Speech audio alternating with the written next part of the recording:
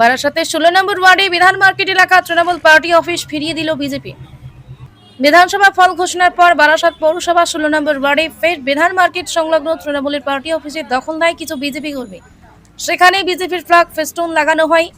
এদিন বারাসাত বিজেপির জেলা সভাপতি নিজে দাঁড়িয়ে থেকে সেই পার্টি অফিস পুনরায় 16 নম্বর ওয়ার্ডে তৃণমূল কাউন্সিলর নীলিমা মণ্ডলের হাতে ফিরিয়ে দিলেন তিনি। পাশাপাশি এদিন তিনি বলেন, বারাসাত শহরে কোনো তৃণমূল পার্টি অফিস জোর জবরদস্তি করে দখল করা যাবে না। পাশাপাশি যে সমস্ত বিজেপি কর্মীরা এই ধরনের কাজ করছে তাদের উদ্দেশ্যে কড়া বার্তা দেন তিনি।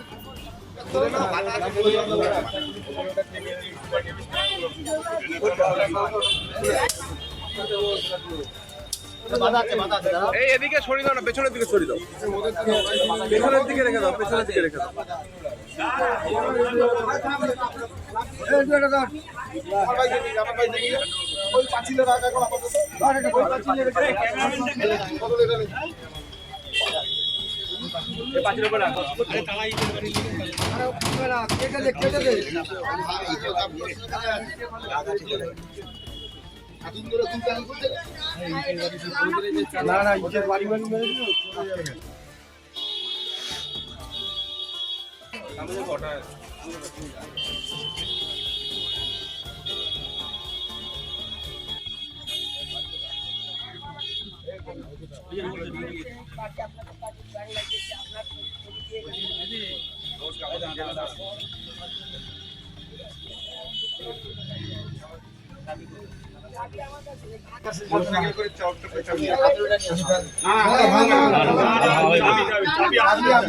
আপনাদের পার্টি অফিসের চাবি অন্য জায়গায় আছে।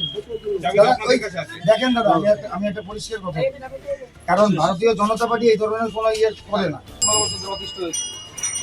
ঠিক আছে? সেই জায়গায় দাঁড়িয়ে আমরা যেহেতু এই কালচারে বিশ্বাস করি না, যেহেতু আপনার এর মধ্যে নিজেদের এলাকার মধ্যে এরকম ইয়ে যাতে না হয়, আপনি আমাকে ফোন করেছিলেন কালকে, আমি আপনাকে বলেছিলাম যে হ্যাঁ দিদিন দেখছি, আজকে এসে আপনাদের যে উত্তর করে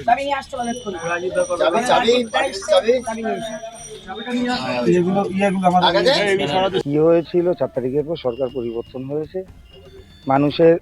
কিছু মানুষের দীর্ঘদিনের যে ক্ষোভ, তারই কিছু বহিঃপ্রকাশ ঘটতে গিয়ে কিছু জায়গায় দেখা গেছে তৃণমূলের পার্টি অফিসগুলোতে ভারতীয় জনতা পার্টির বা যেমন এখানে দেখছি যে ভারতীয় জনতা পার্টির ব্যানার করেছে। এটা ভারতীয় জনতা পার্টি করে না। বেশ কিছু ক্ষেত্রে এরকম ঘটনা কয়েকটা জায়গায় ঘটেছে, যাতে আমরা পরবর্তীকালে দেখতে পেরেছি যে 4 তারিখের পরে 12টার পরে যারা বিজেপি হয়েছে, গেরুয়াটি কপালে দিয়ে জয় শ্রীরাম ধ্বনি দিয়ে তারা এই কাজগুলো করে দিয়েছে। কারণ ভারতীয় জনতা পার্টির কার্যকর্তারা তারা দায়িত্বশীল এবং শৃঙ্খলাপরায়ণ দল। আমাদের কখনোই এই সংস্কৃতি ভারতীয় জনতা পার্টির কার্যকর্তাদের মধ্যে আসবে না। যেহেতু আমি এইখানেই থাকি, আমার পাড়ার মধ্যে আমার এখানকার যে কাউন্সিলর আছেন, উনি আমাকে গতকাল ফোন করেছিলেন। আমি ওনাকে বললাম যে ঠিক আছে দিদি, দেখছি।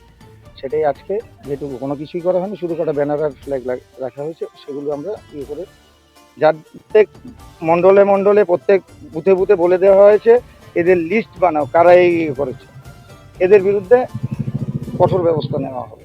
কারণ মানুষ ভারতীয় জনতা পার্টিকে অনেক আশা নিয়ে দীর্ঘদিনের যে পশ্চিমবাংলা অরাজকতা চলছিল সেটার থেকে মুক্তি লাভের জন্য ভারতীয় জনতা পার্টিকে আশীর্বাদ করেছেন। ভারতীয় জনতা পার্টি কখনোই এই জিনিস অ্যালাউ করবে না। কোনো দখলদারি কোনো কিছুতে, শুধু পার্টি অফিস না, যে কোনো ব্যাপারে সাধারণ মানুষের সমস্যার কারণ হবে এটা যেই হোক। যদি পার্টির কোনো কার্যকর্তা হয়, নব্য যারা এগুলো করছে তারা তো আছে, যদি পার্টিরও কোনো কার্যকর্তা হয় তার বিরুদ্ধে কঠোরতম ব্যবস্থা নেওয়া হবে।